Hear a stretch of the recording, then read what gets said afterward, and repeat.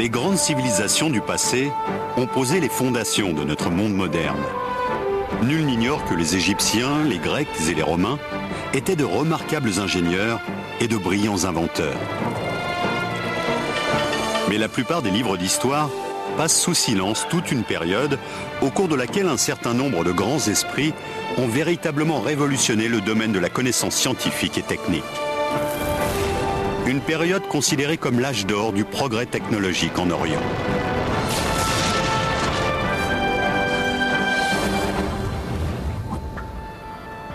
L'Orient reste bien souvent un univers auréolé de mystères, dont les Occidentaux ignorent généralement l'histoire. On sait pourtant aujourd'hui que les technologies et les sciences qui constituent la base même de nos sociétés industrialisées sont le lointain héritage d'une grande civilisation qui régnait il y a plus de 1000 ans sur le Proche et le Moyen-Orient. Une civilisation qui connaissait déjà l'ordinateur de poche et qui n'avait pas attendu l'arrivée du GPS pour se repérer dans l'espace. Qui avait inventé de gigantesques machines hydrauliques capables de dompter les forces de la nature pour transformer le désert en une succession de riantes oasis. Dont les ingénieurs étaient parvenus à mettre au point des dispositifs qui restent au cœur de bon nombre de machines actuelles. Une civilisation très en avance également dans le secteur de l'armement, qui a inventé les premiers uniformes à l'épreuve du feu et la première torpille, capable d'atteindre un vaisseau ennemi à 1 km.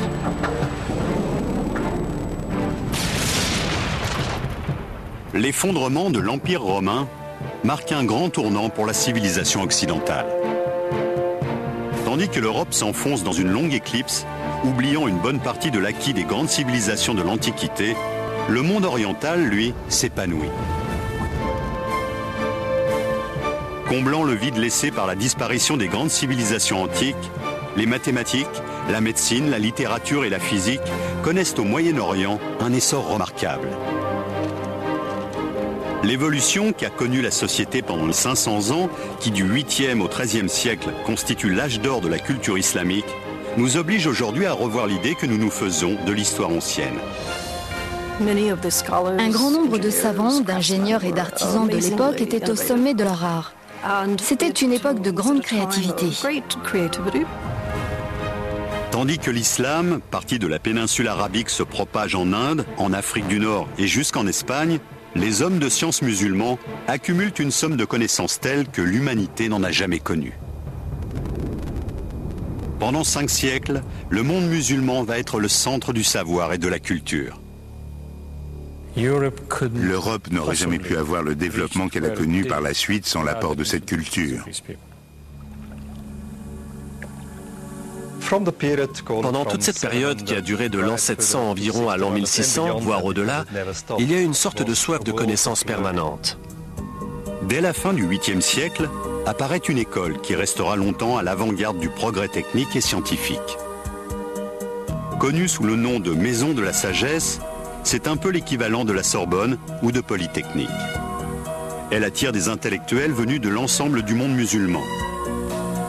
L'une de ses activités principales est le déchiffrage des ouvrages anciens qui contiennent les plans de machines en usage 1000 ans plus tôt. Les premiers savants arabes ont repris des textes hellénistiques et romains et les ont traduits, tout en développant les principes qui y étaient exposés. On trouve ainsi dans les manuscrits de cette époque un certain nombre d'indices qui donnent à penser que les ingénieurs du monde musulman, comme leurs prédécesseurs, s'intéressaient aux automates, l'équivalent de nos robots actuels. Plusieurs chercheurs actuels, comme Salim Al-Hassani, professeur à l'université de Manchester en Angleterre, ont étudié ces ingénieuses machines dont certaines, comme cette serveuse de thé, font appel à des procédés encore utilisés de nos jours. La serveuse de thé est constituée d'un réservoir placé au-dessus d'un robot.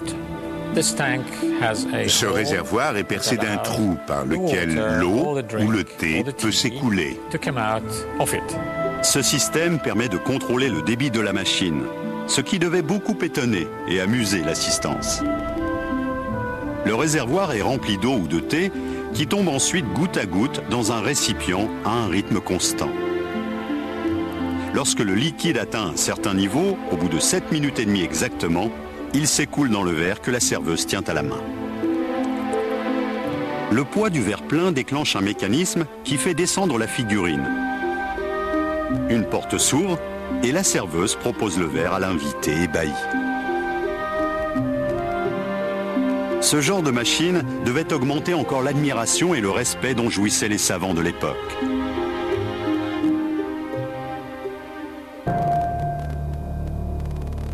Au vu des textes anciens et des données archéologiques dont nous disposons, les savants de l'âge d'or de la culture musulmane auraient inventé rien moins que le premier ordinateur de l'histoire de l'humanité. Des fouilles sous-marines entreprises au début du XXe siècle au large de l'île grecque d'Anticythère ont permis de mettre au jour les vestiges d'une petite merveille de la technologie du monde antique. Fabriqué autour de l'an 100 avant notre ère, le mécanisme d'Anticythère serait, de l'avis des spécialistes, un calculateur analogique, véritable prototype de l'ordinateur. Cette machine à engrenages a contraint les historiens à revoir totalement l'idée qu'ils se faisaient des connaissances technologiques dans le monde antique. Bien que le mécanisme d'Anticythère ait été examiné par les plus grands spécialistes, son fonctionnement exact reste un mystère.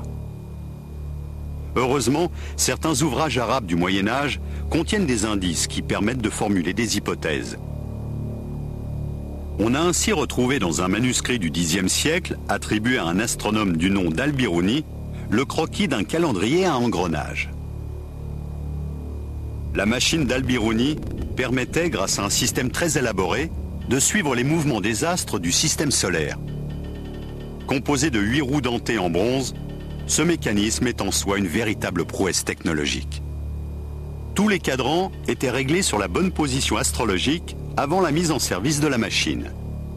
Chaque jour, on avançait l'aiguille principale d'un cran, ce qui mettait en action l'ensemble des engrenages, modifiant successivement les indications relatives au Soleil, à la Lune et aux phases de la Lune. Les roues dentées étaient réalisées avec une telle précision que la machine permettait d'indiquer très exactement les jours, les mois et les années. Les savants du monde musulman avaient-ils connaissance du mécanisme d'Anticythère? Possédaient-ils les compétences nécessaires à la fabrication d'instruments aussi complexes? Un livre, écrit au XVIe siècle par un homme de science de l'époque, Taqi al-Din, décrit une mystérieuse machine qui serait, selon les spécialistes, un système hydraulique d'un type particulièrement ingénieux et élaboré. Actionnée par la force de l'eau, cette pompe monobloc à 6 cylindres semble sortir tout droit des bureaux d'études du XXe siècle et n'a rien à envier à une machine moderne. Un modèle réduit de cet engin a été réalisé à Dubaï. Cette maquette représente la pompe à 6 cylindres de Taqi al-Din. Il s'agit d'une machine hydraulique, actionnée par une grande roue. Cette roue est reliée à un axe, qui est en fait un arbre à cames, muni de 6 cames différentes. Chaque pièce de bois est lestée à son extrémité par une sphère. Chaque came actionne à son tour un levier constitué d'un bras fixé en son centre et aboutissant à un piston vertical. Une masse de plomb est fixée à l'extrémité supérieure de chaque piston, qui est équipé en bas, dans le cylindre, d'une valve à clapet. La roue tourne et chaque bras de levier est actionné successivement par les cames. L'eau est remontée à la surface par le piston à valve. Lorsque le levier est libéré, le poids vient appuyer sur le piston et l'eau est évacuée vers le système de distribution. La machine de Taqi al-Din est le fruit d'une évolution remarquable qui part d'une invention des frères Banu Moussa au début du IXe siècle et passe par les améliorations apportées un peu plus tard par le grand ingénieur Al-Jazari. Mais la civilisation musulmane du Moyen-Âge n'a pas seulement produit des mécanismes ingénieux et des instruments sophistiqués. Les savants et les inventeurs de l'époque ont également créé des machines automatiques géantes, destinées à assurer la survie de millions de personnes. Des machines basées sur des technologies qui ne referont surface que 500 ans plus tard.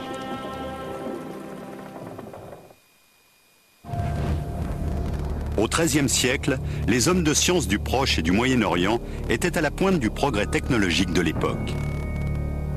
Les machines inventées pendant l'âge d'or de la civilisation musulmane étaient fondées sur des concepts complexes et révolutionnaires. Un homme fait notamment figure de géant dans ce domaine. un homme dont le rôle déterminant dans l'histoire de la science est pourtant largement méconnu en Occident. Il s'appelle Al-Jazari et il est l'auteur d'un traité qui fait la somme des compétences des ingénieurs orientaux. Sans son livre de la connaissance des procédés mécaniques, dans lequel il décrit les grandes inventions de son époque, 500 ans de progrès technologiques seraient tombés dans l'oubli.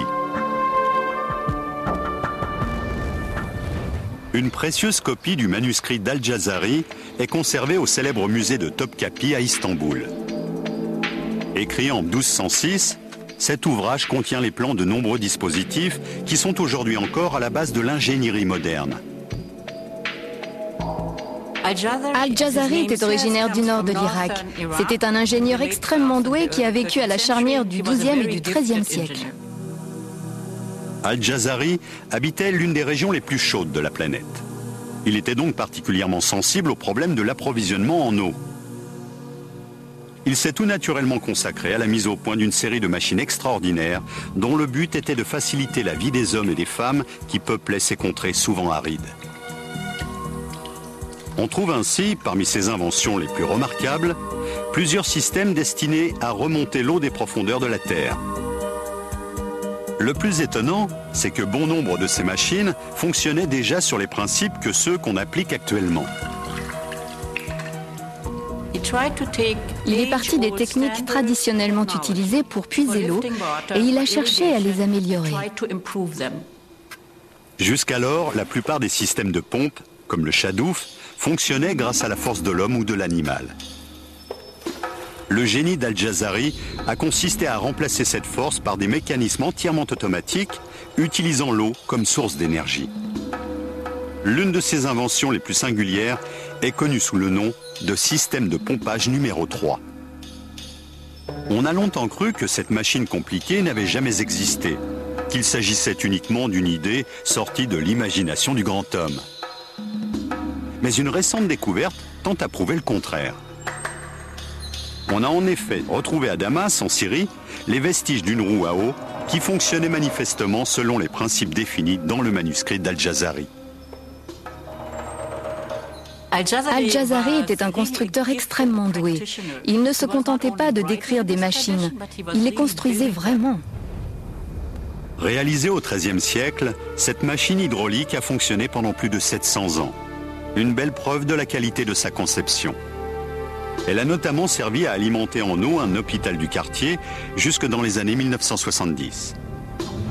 Al-Jazari revenait souvent sur son travail, améliorant sans cesse ses plans. Ce remarquable dispositif est une application concrète de son troisième projet de système de pompage. Il fait appel à un système complexe d'engrenage que l'on retrouve souvent ailleurs dans son œuvre. Dans son livre, Al-Jazari explique que son système de pompage fonctionne théoriquement avec une série de palettes creuses. L'eau est censée tomber d'une certaine hauteur sur les palettes, entraînant la rotation de la roue, qui actionne à son tour un système de pignons et d'axes qui met en mouvement les récipients chargés de remonter l'eau. Cette machine fonctionne selon les mêmes principes de base, sauf que l'énergie n'est pas produite par une chute d'eau verticale, mais par la force horizontale du courant. Actionnée par des pièces de bois horizontales, la roue tourne, entraînant un ensemble d'engrenages et de pignons qui permettent de faire monter l'eau dans la tour. L'eau était ainsi acheminée jusqu'au sommet de l'édifice, à une douzaine de mètres de hauteur. 3 pièces de bois qui faisaient partie du dispositif ont été conservées. Une grande roue dentée horizontale était couplée avec une autre roue dentée, verticale celle-là, qui entraînait un ensemble de chaînes et de seaux reliés à une poulie. L'eau était ainsi montée par les seaux jusqu'au sommet de la tour, où elle était déversée dans un aqueduc directement relié à l'hôpital voisin. Cet ensemble, étonnamment bien conservé, est un bel exemple de réalisation technologique ancienne destinée à améliorer le quotidien de la population. Avec son 4e projet de machine hydraulique, Al-Jazari va cependant aller plus loin encore, en révolutionnant véritablement la science de la mécanique. Cette fois-ci, il fait appel à un système de manivelle. Il est apparemment le premier à mentionner ce dispositif dans le cadre d'une application pratique. La plupart des ingénieurs du XXIe siècle vous diront que la manivelle est sans